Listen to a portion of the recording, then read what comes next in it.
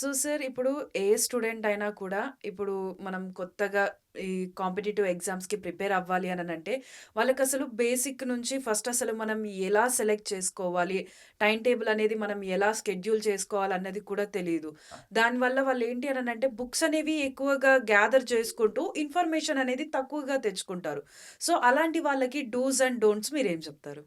ఒకటి ఫస్ట్ మీరు సిలబస్‌ను గమనించండి. మీకు అర్థం కాకపోతే మీకు సమీపంలో ఉన్న ఒక టీచర్‌నో లేకపోతే ఎవరో వెల్ విషర్ దాని మీద ఐడియా ఉన్న వాళ్ళని అడగండి. హ్మ్. నంబర్ 2 బుక్స్ కూడా చాలా సెలెక్టివ్‌గా కొనండి. ఒక పుస్తకం మీరు ఎగ్జాంపుల్ పాలిటీకి సమ్ ఎక్స్ బుక్ కొన్నారు అనుకుంటే, అది కంప్లీట్‌గా థరోగా మీరు చదివినంకనే రెండో పుస్తకం గురించి ఆలోచించండి.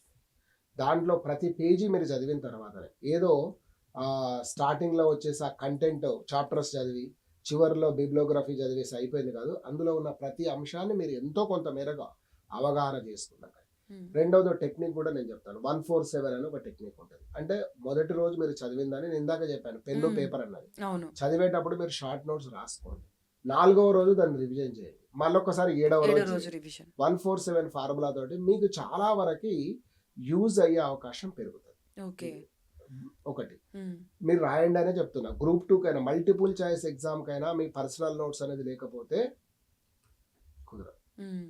చాలా సార్లు ఇబ్బంది పడతాం. ఓకే. ఎందుకంటే 3 రోజులు ఎగ్జామ్ ఉందన్నప్పుడు అన్ని పుస్తకాలు ముందరేసుకొని ఎతుకుతావా? నీ చేతిలో నోట్స్ ఉంటే ఇట్లా తిప్పేస్తే అయిపోతది. హ్మ్. సో, సార్ కొంతమంది ఏంటి అననంటే, ఇప్పుడు కాంపిటీటివ్ ఎగ్జామ్స్ ఏమైనా వస్తున్నాయననంటే, 3 మంత్స్ టైమ్ ఉంది గదా! 4 మంత్స్ టైమ్ ఉంది గదా! అప్పుడు చదువుదాంలే అని కొంతమంది అనుకుంటారు. అసలు నిజంగా మనం ప్రిపరేషన్ అనేది ముందు నుంచే స్టార్ట్ చేస్తే బెటరా? లేకపోతే ఇలా మనకి టైం అది నోటిఫికేషన్ రిలీజ్ అయిన తర్వాత ప్రిపరేషన్ స్టార్ట్ చేస్తే బెటరా? మినిమమ్ 1 ఇయర్ అయితే కావాలి. ఓకే. అది ఏ ఎగ్జామ్ అయినా. కొన్ని సందర్భాల్లో అది 1 ½ ఇయర్ కూడా అవుతది. హ్మ్. జస్ట్ 3 మంత్స్, 4 మంత్స్ తోటైతే ఇది కాదు. ఎవరైనా మీకు అలా చెప్పారు అన్నా కూడా అది మీకు వినడానికి చాలా ఆనందంగా ఉంటది. రిజల్ట్ మాత్రం చాలా బిట్టర్‌గా ఉంటాయి చాలాసార్లు. ఓకే. అంతే. అది మాత్రం ఎట్లా అవుతాయి చెప్పు? హ్మ్. హెటెరోజీనియస్ సబ్జెక్ట్స్. నువ్వు సోషల్ సైన్స్ చదవాలి, లైఫ్ సైన్స్ చదవాలి, ఫిజికల్ సైన్స్ చదవాలి, సెమీ సైన్సెస్ చదవాలి. హ్మ్. ఇన్ని ఉన్నప్పుడు ఎట్లా అవుతది? చదవాలి. 1 ఇయర్ పడతది. ఓకే. రోజుకు మీరు మినిమమ్ 10 అవర్స్, 12 అవర్స్ స్పెండ్ చేయడం చేత కాకపోతే అసలు రావద్దని చెప్తా నేను. హ్మ్. రావద్దనే చెప్తా. ఓహ్! చదవండి. అంత ఓకే. లేకపోతే ఏం చదువుతారు? ఎట్లా అవుతది?